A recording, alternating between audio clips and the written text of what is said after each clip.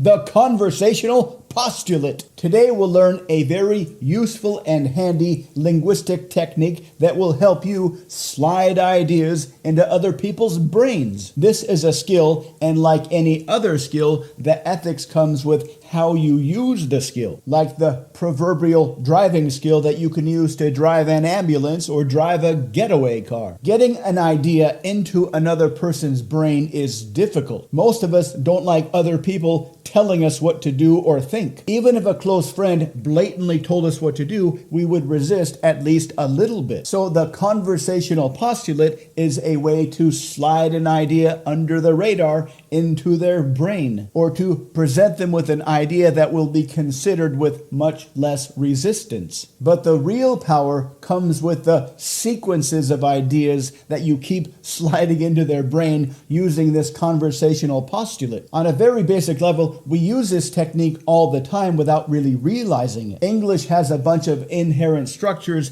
that make for much more polite and less direct conversations. And the conversational postulate is one of them. For example, suppose you were thinking about ordering a pizza, but you forgot the phone number. You could lean over to your friend and say, "This might sound kind of rude," and your friend would reply in kind, "Look it up yourself." So most normal people in most situations don't ask for information like this. Instead, we say things like, "Hey, do you know the number for the pizza place?" Of course, if your friend is a dick, he'll say, "Yes, I sure do," and nothing else. But most normal humans see this as a polite request for information. But you can use this same structure to make suggestions to people, to get people thinking about things in a different way. And one way to do this is by combining the conversational postulate with awareness verbs. Verbs like know, understand, realize, discover, etc. For example, suppose you want to get the idea across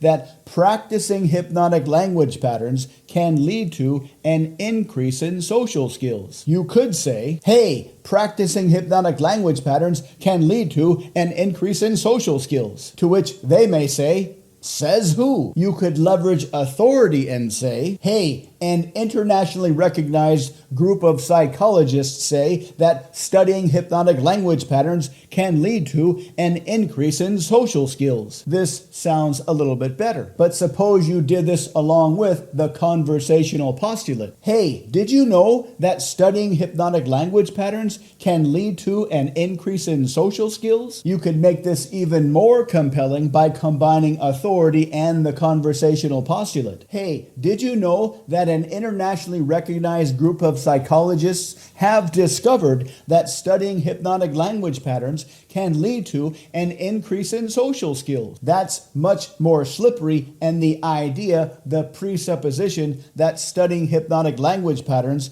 can lead to an increase in social skills will be an idea much more likely that they'll consider. The structure is pretty simple. Take an authority figure or group and put it in a conversational postulate, use an awareness verb, and presuppose a cause-effect sounding statement that you'd like them to consider. Have you heard that an award-winning group of string theorists have discovered that subscribing to Mind Persuasion's YouTube channel will lead to an explosion in sexual abundance? Did you know that a Nobel Prize-winning chemist has discovered that practicing hypnotic language patterns every day will lead to an explosion in social charisma? Were you aware of how particle physicists have been proving again and again that the more you watch mind persuasion videos, the more you'll become naturally intelligent and much more subconsciously seductive? Try this pattern on your friends and have some fun. And if you want to learn a lot more patterns and have a lot more fun socially, please head on over to mindpersuasion.com. We've got tons of books and programs to help you